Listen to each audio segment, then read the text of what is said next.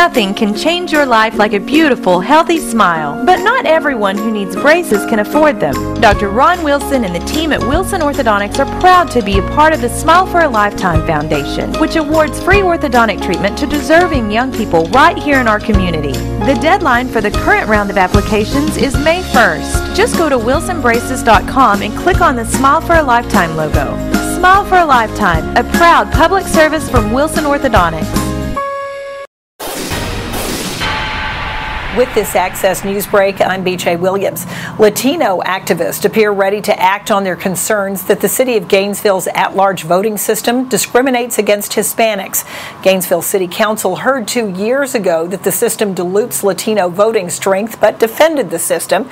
Now the Georgia Association of Latino Elected Officials will hold a public meeting Tuesday night at 6:30.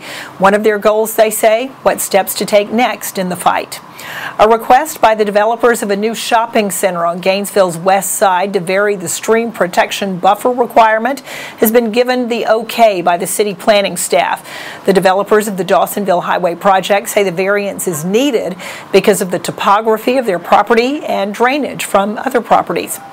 Now that spring is here, the Georgia DOT will start jumping full force into construction projects.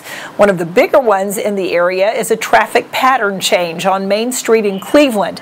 That should start Tuesday, weather permitting. It's the beginning of changes needed to accommodate the $17 million Cleveland Bypass project. And another sign of spring, pollen.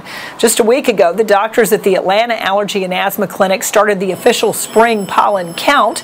They didn't have much counting to do, but all of that changed Monday morning when they hit a season high of 2093. The clinic keeps track of pollen counts all year, but the spring and fall seasons are typically the busiest when the numbers are more highly publicized. With this Access News Break, I'm BJ Williams.